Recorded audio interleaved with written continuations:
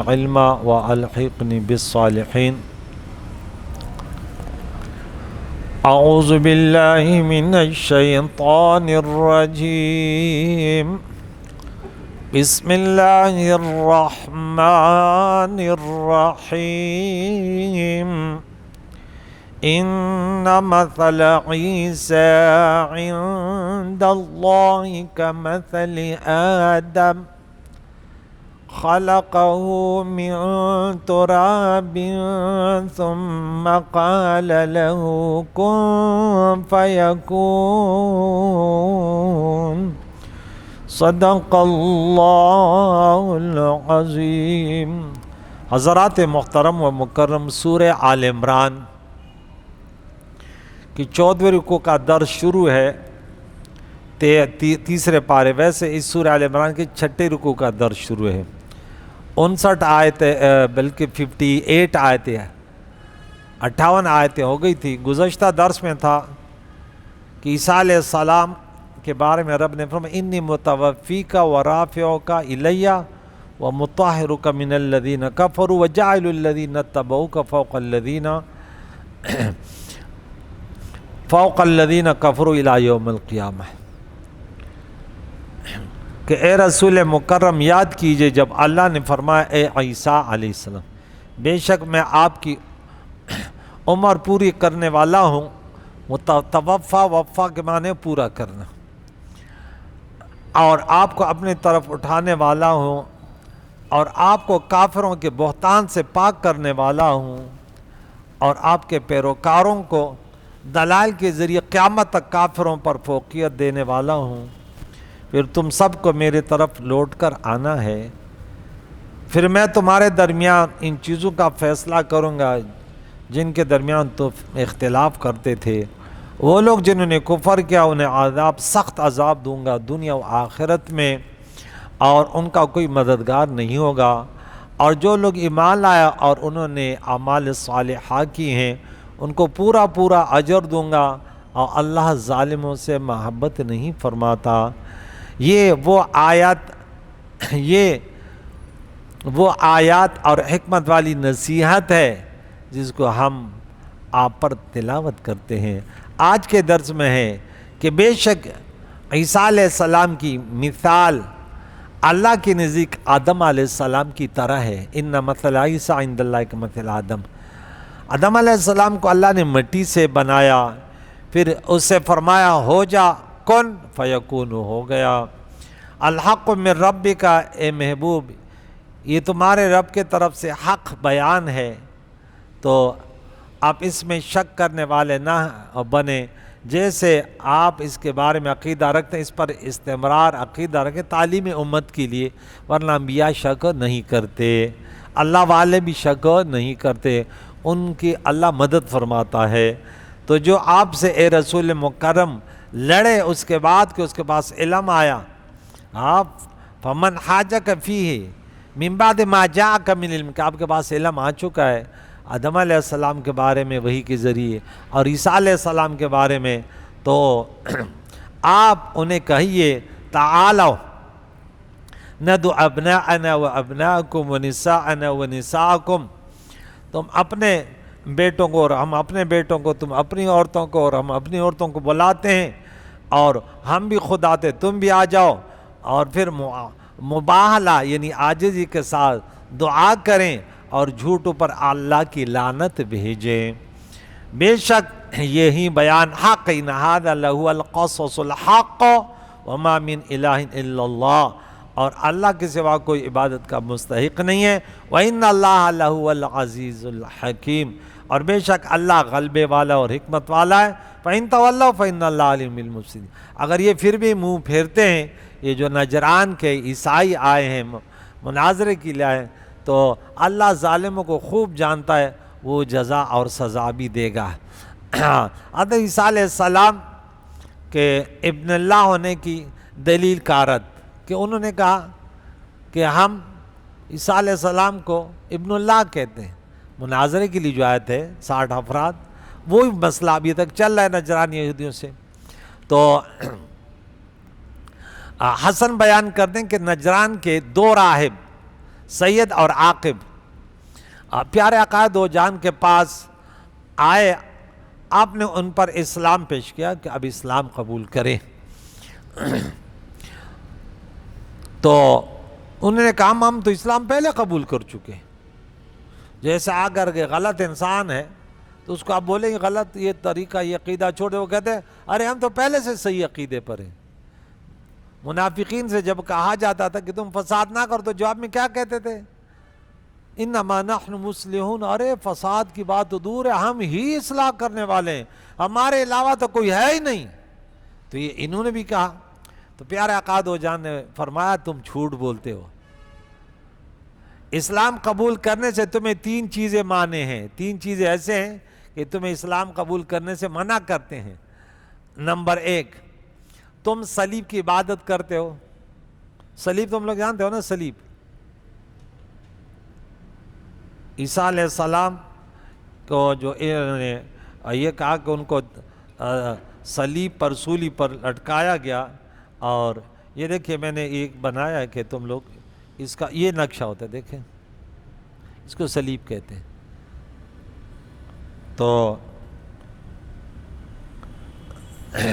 اس کو معنی کیا ہے؟ صلیب، پھانسی، سولی، دار، چلیپا، ایک چوبی آلہ کا نام، ایک چوبی آلے کا نام ہے، یعنی جس پر پھانسی دی جاتی ہے، جس پر چڑھا کر مجرموں کو سخت اذیت دے کر سزائے موت دی جاتی ہے. سولی کی شکل پر بنی ہوئی لکڑی وغیرہ جو عیسائی اپنے گلے میں ڈالتے اور اپنے عمارتوں پر بھی نصب کرتے لگاتے ہیں. تو بولا تم اس کی عبادت کرتے ہو اور غیر اللہ کی عبادت اسلام سے مانے ہیں. مسلمان اس کو کہتے ہیں کہ اللہ کے سوا کسی کی عبادت ہو نہ کرے. نمبر 2، تم خنزیر کھاتے ہو اور تم یہ کہتے ہو کہ عیسیٰ علیہ السلام اللہ کا بیٹا ہے. یہ چیزیں اسلام سے مانے ہیں، یہ کیسی بات کرے ہو؟ خنزیر کا گوشت حرام ہے، عیسیٰ علیہ السلام اللہ کے نبی ہیں. تو ان دونوں نے کہا کہ عیسیٰ علیہ السلام کا پھر باپ کون ہے؟ تو یہ آیت مقدسہ نازل ہوئی کہ بے شک عیسیٰ علیہ السلام کی مثال اللہ کی نزدیک آدم علیہ السلام کی طرح ہے. تو اس آیت مبارکہ میں قیاس سے استدلال کرنے کا جواز ہے.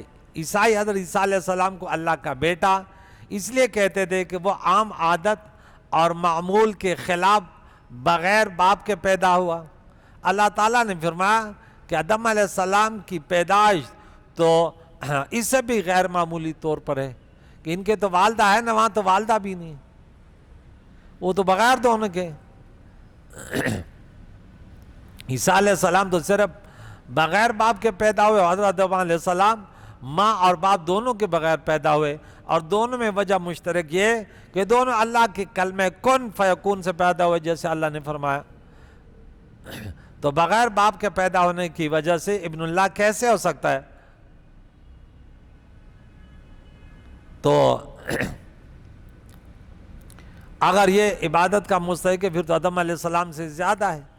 اگر یہ ابن اللہ ہے پھر تو وہ بھی کہا جائے. یہ کون سا طریقہ تم نے اپنایا ہے؟ اگر آپ کہتے ہیں کہ انہوں نے مردہ کو زندہ کیے تو حزقیل علیہ السلام نے تو 8000 مردہ زندہ کیے. اگر تم کہتے ہو کہ انہوں نے بیماروں کو وہ کیا تو خود جرجیس عبادت کے زیادہ مستحق، کیونکہ وہ آگ میں جل جانے کے باوجود صحیح سلامت نکلا ہے. پیارے آقا دو جان قتادہ کی نکلی ہوئی آنکھ دوبارہ لگائی اور آپ کی دعا سے نابینا بینا ہو گئے. تو یہ چیزیں یہ تو اللہ کی عطا سے ہوتی ہیں، معجزے ہوتے ہیں، اس سے کوئی خدا نہیں بنتا. وہ پھر بھی اللہ کے بندے رہتے ہیں، وہ معبود نہیں ہوتے، وہ عبادت کرنے والے ہوتے ہیں. تو اس لیے یہ آپ لوگوں کا دعویٰ اے نجران کی عیسائیوں یہ غلط ہے. وہ ابن اللہ نہیں، وہ رسول اللہ ہے. وہ عابد نہیں، وہ معبود نہیں، وہ عابد ہے، وہ عبادت کرنے والے ہیں.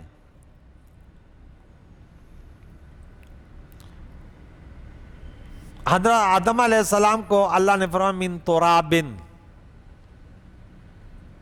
اس کی حکمتیں کیا ہیں کہ انسان کو مٹی سے بنایا. نمبر 1 کہ ان کی اصل فطرت میں تواضع و انکساری ہو، کیونکہ عناصر اربعہ میں سب سے نیچے جو ہے وہ مٹی ہے. دوسری حکمت یہ ہے کہ مٹی دوسری چیزوں کو چھپا لیتی ہے. اس سے انسان کی اصل فطرت میں 70 لوگوں کو اوپر پردہ رکھنے کی صفت ہے. عاجزی بھی ان میں، دوسروں کی پردہ پوشی بھی کرنے، یہ مٹی کی خواص ہے. پشتو کا ایک شعر ہے، جو اندیزان پمزا کا خاک کڑلا کا تخم کا مرتبہ غواڑی دا خاور پا مقام شا. یہ مٹی ایسی چیز ہے، کہتے ہیں اگر تمہیں مرتبہ چاہیے تو مٹی کے قائم مقام ہو. جو مٹی میں آپ دانہ ڈالیں وہ گلاتی نہیں ہے، کچھ سرسبز اگا دیتی ہے، وہ امانت میں خیانت نہیں کرتی. تیسری حکمت یہ کہ حضرت آدم علیہ السلام کو زمین کا خلیفہ بنانا تھا، اسی لیے ان کو مٹی سے بنایا گیا. لیکن یہ بات یاد رکھیے کہ آدم علیہ السلام کو اللہ نے جنت میں پیدا کیا. اس میں بھی اللہ کی حکمتیں تھی، ورنہ فرمایا تو انی جاعل فی الارض خلیفہ. لیکن ان کے اولاد کو تعلیم دینے کے، امتحان دینے کے لیے پہلے ان کو جنت میں پیدا کیا، مسجود ملائک بنایا، پھر کیسے جنت سے نیچے آئے اس کی وجوہات بتائے کہ انسان ہوشیار رہی ہو.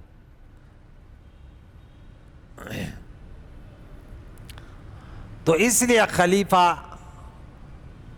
زمین پر ہے تو ان کا مٹی کے ساتھ، زمین کے ساتھ ایک پختہ مناسبت ہے. چوتھی حکمت یہ کہ انسان کو مٹی سے بنایا تاکہ وہ مٹی سے شہوت، حرص اور غضب کی آگ کو بجھا سکے.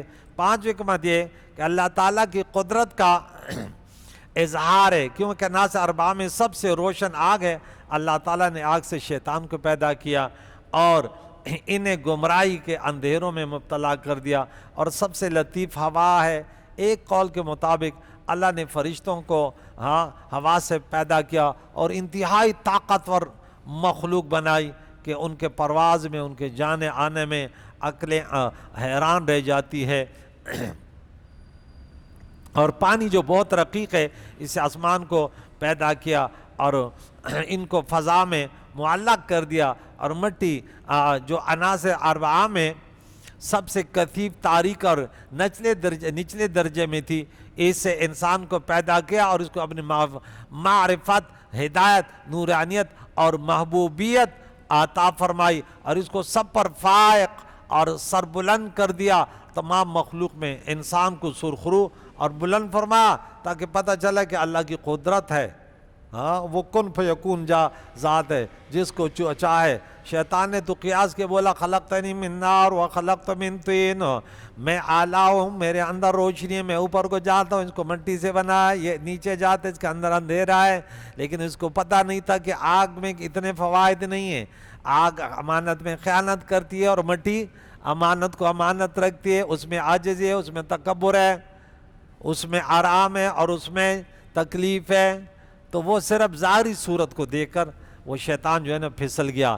اس لیے رب کریم نے فرمایا سورہ بنی اسرائیل اور نمبر 70، وَلَقَدْ كَرَّمْنَا بَنِي آدَمَ وَحَمَلْنَاهُمْ فِي الْبَرِّ وَالْبَحْرِ وَرَزَقْنَاهُم مِّنَ الطَّيِّبَاتِ وَفَضَّلْنَاهُمْ عَلَىٰ كَثِيرٍ مِّمَّنْ خَلَقْنَا تَفْضِيلًا.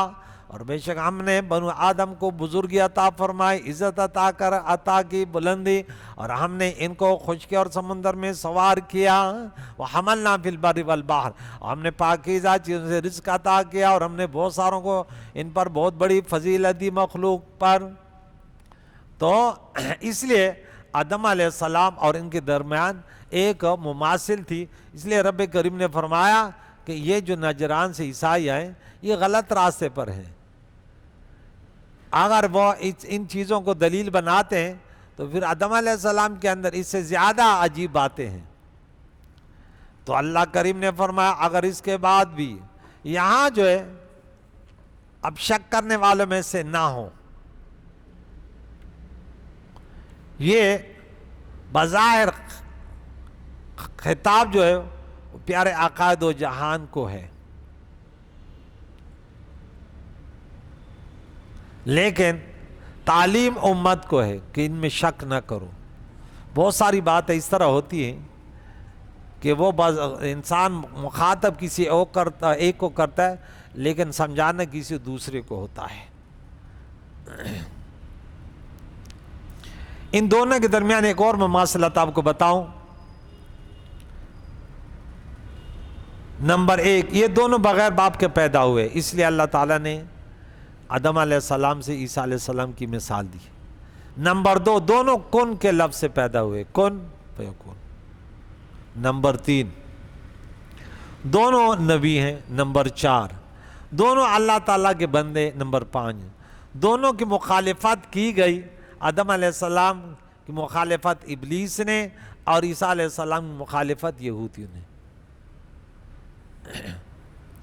نمبر 6، اس مخالفت کی وجہ سے آدم علیہ السلام آسمانوں سے زمین کی طرف آئے اور عیسیٰ علیہ السلام زمین سے آسمانوں کی طرف گئے۔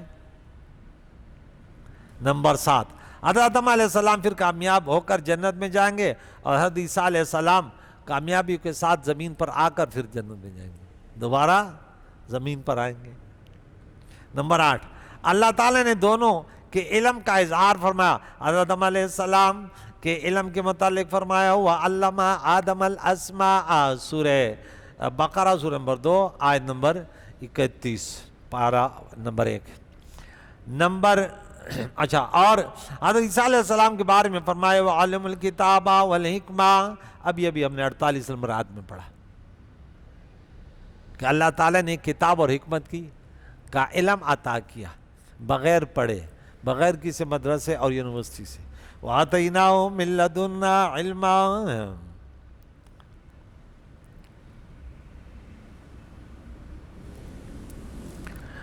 اچھا، اور ان دونوں میں نمبر 9، دونوں میں اپنی پسندیدہ روح پھونکی۔ آدم علیہ السلام کے متعلق فرمایا وَنَفَخْتُ فِيهِ مِن رُوحِي، سورہ حجر آیت نمبر 29۔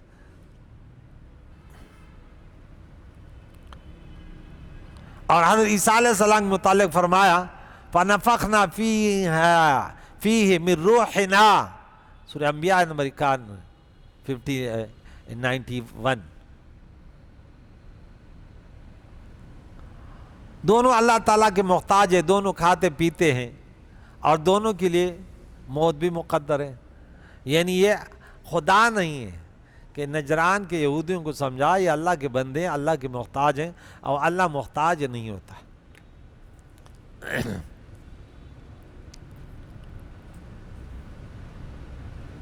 تو یہاں یہ بہت اچھا معنی ہے کہ یہ بتایا کہ فَلَا تَكُونَ مِنْ، اس چیزوں میں شک نہ کر۔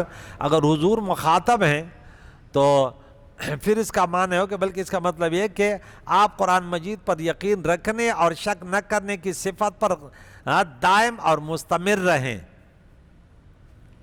تو پھر فرمایا اگر آپ سے یہ لڑتے ہیں علم آنے کے بعد تو انہیں کہہ دو کہ آؤ مباہلہ۔ اب نجران کے نصارہ کو دعوت مباہلہ کہ آئیے اب ایک دوسرے کے لیے اللہ سے بد دعا کرتے۔ نجران کے وفد کے سامنے پہلے عقائد دو جان اس پر دلائل پیش کیے کہ عیسیٰ علیہ السلام اللہ کے بندے ہیں، وہ اللہ نہیں ہے، اور اس مسئلے میں عیسائیوں کے تمام شبہات کو مکمل طور پر ظاہر کیے۔ شروع سے ان کے اعتراضات کے جوابات چل رہے ہیں۔ اور جب پیارے عقائد دونوں نے دیکھا کہ وہ ہر درمی سے کسی دلیل کو نہیں مان رہے تو انہیں عاجزی کرنے کے لیے اللہ تعالیٰ نے اس سے مبالغے کرنے کا حکم دیا۔ امام الحسن ابن احمد واحد نشابوری متوفہ 458 سند کے ساتھ اپنی سند کے ساتھ روایت کرتے ہیں کہ جب یہ آیت نازل ہوئی تو پیارے عقائد و جہان نے نجران کے وفد کو مبالغہ کرنے کے لیے بلایا۔ پیارے عقائد و جہان نے حضرت امام حسین کو گود میں اٹھائے اور حضرت حسن کا ہاتھ پکڑے ہوئے نکلے۔ فاطمہ تو زہرا رضی اللہ تعالیٰ عنہ خاتون جنت اور حضرت علی کرم اللہ وجہہما آپ کے پیچھے پیچھے چل رہے تھے، اور آپ فرما رہے تھے جب میں دعا کروں تو تم آمین کہنا۔ نصارہ کے سردار اسقف نے کہا اے نصارہ کی جماعت، وہ دیکھ رہے تھے کہ آ رہے ہیں، بولا اب فیصلہ ہو جائے گا، تم تو ویسے بھی نہیں مانتے، کتنے دن گزر گئے، بس اللہ سے اب دعا ہے کہ اللہ تو ہی فیصلہ کر دے، جو غلط ہے بس صفحہ ہستی سے مٹا دے۔ یہ ویسے صحیح طریقہ ہے، جو حق پر ہے نا ان کے پاس قوی دلائل ہیں تو یہ صحیح دلیل ہے۔ اہل سنت و جماعت نے کئی اہل بدع، کئی لوگوں کو ایسے دعوت دی، جیسے پیر مہر علی شاہ نے قادیانی کو دی، بولے آج اب پتہ چل جائے گا، اب پتہ چل جائے گا تو نبی ہے یا جو ہے نا جا وہ دجال ہے۔ پھر اس نے بولا کہ بس اب تو بھاگنے کی کرو۔ اب وہ ہمیشہ جہنمیوں کا طریقہ ہے رائے فرار کرنا۔ ایک اور عالم دین تھا، اس نے گستاخی کی ہمارے اہل سنت جماعت کے عالم دین سے، میں غیب پر مناظر تھا۔ آخر جب اس نے ڈیر گستاخی کی نا تو انہیں بولا چلو اب بد دعا کرتے ہیں، پتہ چل جائے گا۔ بولے اسی سال میں اس کی یہ حالت، پھر اس کی زبان بہر آ گئی اور 1 سال تک تڑپتا رہا اس سے پہلے، اس کے بعد وہ درس کے قابل نہ رہے۔ لیکن پھر بھی وہ دیکھ کر بھی مر رہے ہیں، سب کچھ ہو رہا ہے، پھر بھی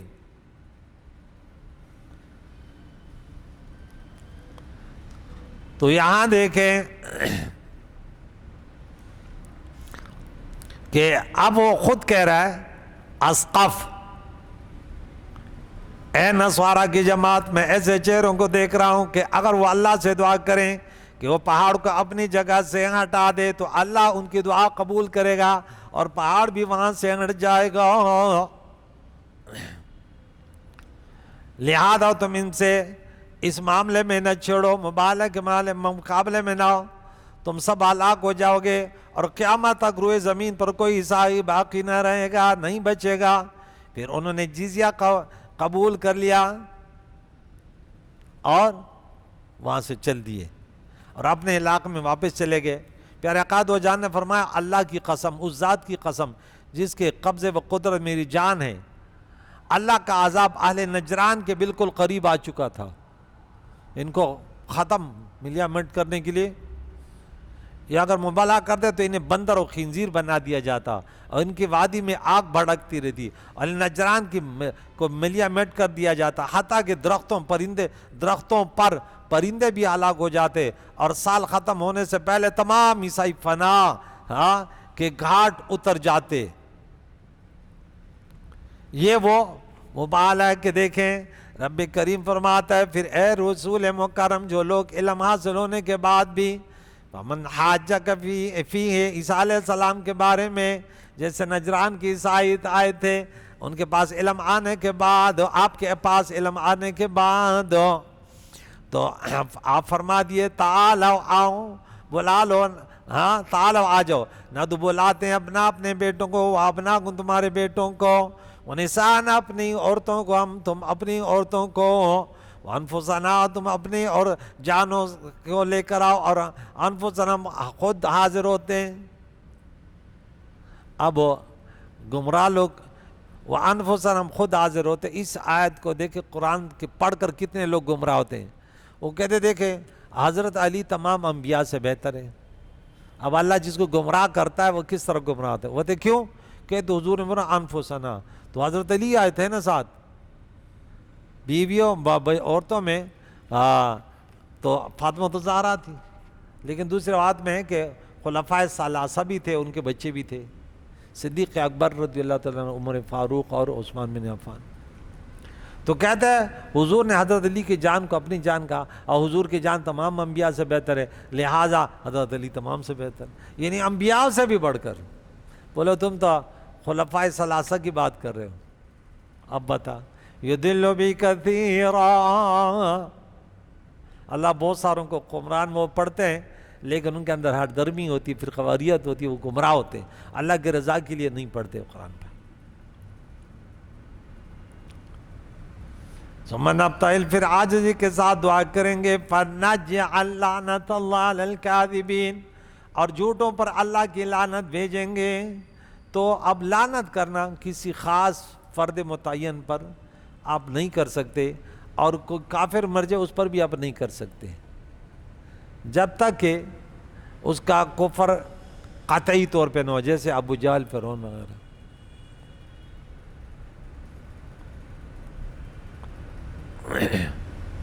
اور ویسے ایک صفت پر، جیسے جھوٹوں پر اللہ کی لعنت ہو، ظالموں پر ہو، اس طرح آپ کر سکتے۔ یہاں جھوٹوں پر کہ جو جھوٹا ہے اس پر لعنت۔ ان ھذا لہو القصص الحق، بے شک یہی بیان حق ہے، اور اللہ کے سوا وما من الہ، نہیں ہے کوئی معبود برحق الا اللہ، اللہ کے سوا، وان اللہ لہو العزیز الحکیم، یہی اللہ ہے، بے شک اللہ غلبے والا اور حکمت والا ہے۔ تو عیسیٰ علیہ السلام اللہ کے بندے ہیں، اللہ کے رسول ہیں، اور اس کو ابن اللہ نہ کہو اور انہیں الہ نہ کہو، ان کی والدہ کو اس قسم کی نسبتیں نہ کرو۔ اے عیسائیوں، تم بھی برباد ہو گئے، یہودی بھی ان دونوں کے برباد ہو گئے، وہ ان کے مخالف ہو کر برباد ہو گئے، تم نے ان کے محبت میں غلو کیا۔ جیسے امام بوصیری کہتے ہیں کہ حضور علیہ السلام کی تمام تعریف کرو، لیکن جیسے عیسائیوں نے عیسیٰ علیہ السلام کے بارے میں کہا، یہ نہ کہو، خدا نہ کہو، ابن اللہ نہ کہو۔ باقی تو حضور کی اتنی شان ہے کہ اس کو تم بیان بھی نہیں کر سکتے، لیکن خدائی صفات نہ دو، عطائی صفات اللہ کے وہ بیان کرو۔ اگر وہ اعراض کریں فَإِن تَوَلَّوْا فَإِنَّ اللَّهَ عَلِيمٌ بِالْمُفْسِدِينَ، محبوب فکر نہ کر، اللہ تعالیٰ انہیں خوب جانتا ہے، انہیں جزا اور سزا بھی دے گا، پھر انہیں کوئی چھڑانے والا نہیں ہوگا۔ تو مباہلہ جو ہے، اس کا لغوی اصطلاحی معنی اب سماعت فرمائیں، ان کا لغوی معنی عاجزی کے ساتھ دعا کرنا ہے۔ ابن جریر نے لکھا کہ اس کا معنی فریق مخالف کے لیے ہلاکت اور لعنت کی دعا کرنا۔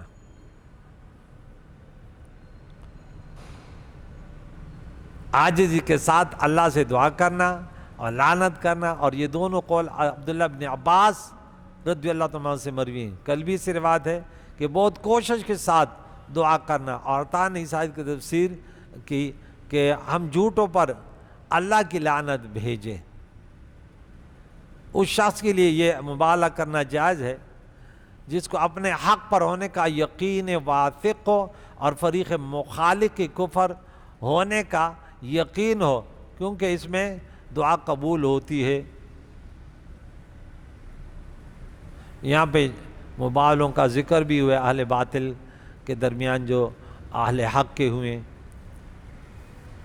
فخر الدین رازی رحمۃ اللہ علیہ کی عیسیٰ علیہ السلام کے متعلق عیسائیوں کو جوابات دیے کہ تم دیکھیں اس کو اللہ کہتے ہیں، تمہارے عقیدے کے باوا جو تمہارا عقیدہ ہے نا، اس میں بھی اللہ کی یہ تعریف نہیں ہے جو تم کہتے ہو تو یہ اللہ، اور اللہ کی تعریف یوں کرتے ہو، عیسیٰ علیہ السلام تو یوں نہیں تھے، پھر کیوں ایسے جہالت کے پٹیاں سر پر لگائی؟ کریم مولا سے دعائے قرآن مجید کو سمجھنے، اس پر عمل کرنے، دور تک پہنچانے کی توفیق عطا فرمائے۔ یا اللہ ہم سب کی پریشانیوں کو دور فرما، بیماران اسلام کو صحت دے اللہ، مرحومین کے مغفرت فرما، زندوں کو دین اسلام پر جینا، اس پر موت نصیب فرما۔ صلی اللہ تعالیٰ محمد و صحبہ اجمعین برحمتہ۔